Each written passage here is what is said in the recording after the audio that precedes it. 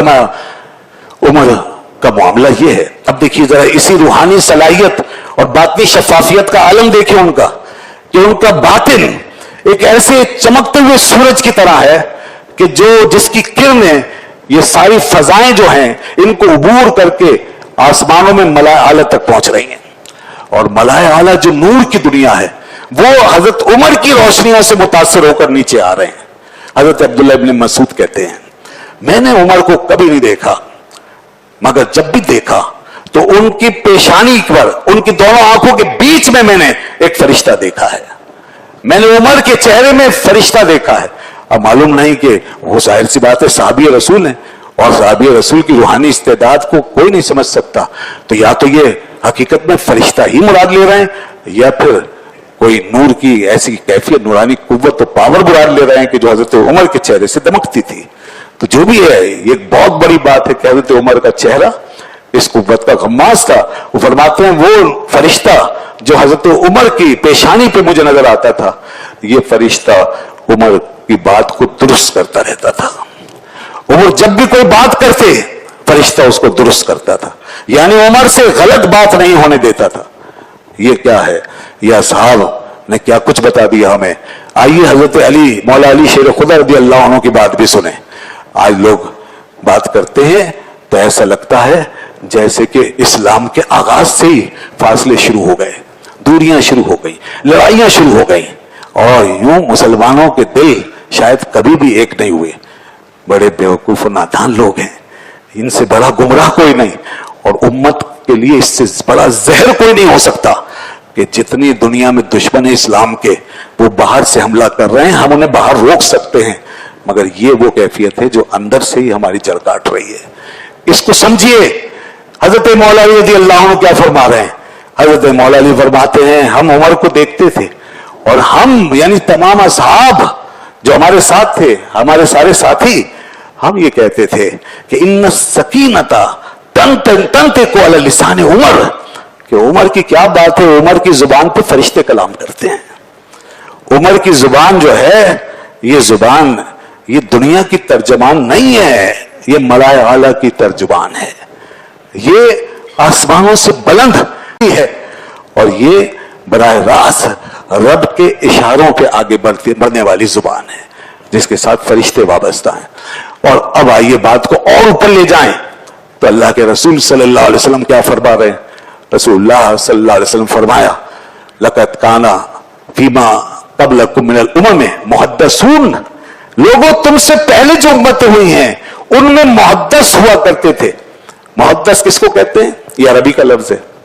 मुहद्दस इसका मतलब है जिससे फरिश्ते बात करें, जिस पे इल्हाम हो, जिसका ताल्लुक मलाए आला से हो, जो इनके मादी और जिस्मानी और जाहिरी असबाब और जराए से आगे निकलकर उस रिसोर्स से जुड़ा हुआ हो जहां से इल्म फिर एक नहर की तरह उतरता रहता है और वो सीनों के अंदर खुफिया तौर पर दाखिल होता और लोगों को अंदर से बेदार रखता है। ये वो हस्तियां थी। फरमाया तुमसे पहले उम्मतों में मुहद्दस से वही यकूफ उम्मती, और अगर कोई मेरी उम्मत में ऐसा है तो वो मालूम है कौन है। फरमाया वो उमर इब्न खत्ताब है। भाई यकूम उम्मती मुहद्दसुन व उमर इब्न खत्ताब, अगर मेरी उम्मत में कोई मुहद्दस है तो वो उमर इब्न खत्ताब है, हजरत उमर रज़ी अल्लाह अन्हु हैं। ये बात आपने भी इरशाद फरमाई कि उमर बिन खत्ताब जो है ये फरिश्तों की जुबान से बात करने वाला है, और वही कुछ असहाब के मुशादे में है। इसलिए रसूलुल्लाह सल्लल्लाहु अलैहि वसल्लम फरमाया इन्नल्लाह जअल अल हक़्क़ अला लिसान उमरा व क़ल्बिही, बेशक हक अल्लाह ताला ने उमर की जुबान और उसके कल्ब के ऊपर कायम कर दिया है। क्या उसकी जुबान और उसका दिल हक के साथ चलता है। ये बात भी फरमाई, और ये भी दुनिया ने देखा कि 20 से ज्यादा आयतें वो हैं कुरान पाक में जिनके बारे में हजरत उमर रज़ी अल्लाह अन्हु के दिल में, जहन में पहले से ही ये इल्म आ गया कि ऐसा होना चाहिए। पहले से ही उनके अंदर ये ख्याल उतर गया, और वो बात उन्होंने मशवरे के तौर पे पहले ही बयान कर दी।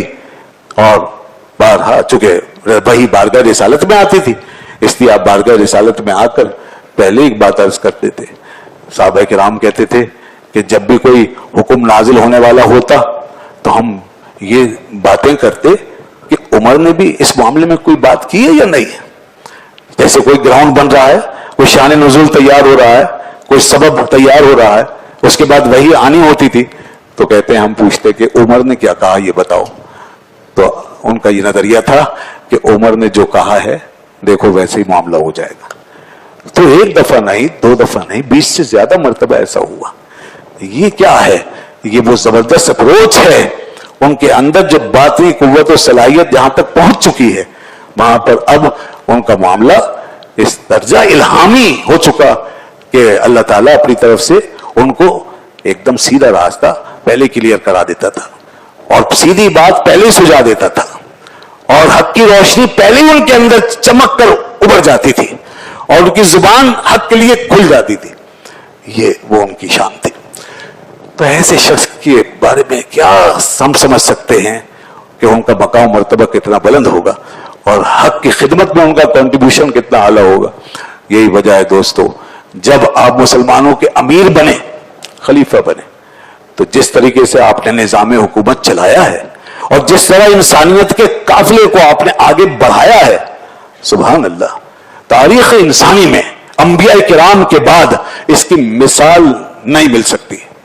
انبیاء کرام سب سے افضل ہیں, ان کے بعد تاریخ انسانی خاموش ہے.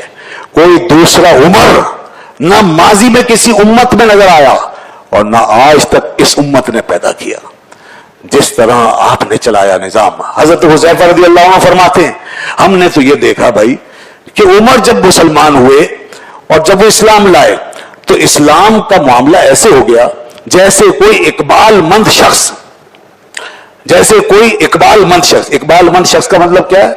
ایسا لکی آدمی, ایسا خوش نصیب آدمی کہ جو آگے بڑھے اور ہر قدم میں ترقی پائے, ہر قدم ترقی کی طرف اٹھائے. اسلام اس طرح آگے بڑھتا تھا, ہر قدم ترقی اور عروج کی طرف جاتا تھا. اور جب عمر کی شہادت ہو گئی اور جب عمر دنیا سے چلے گئے تو پھر امت کا ہر قدم زوال کی طرف بڑھا.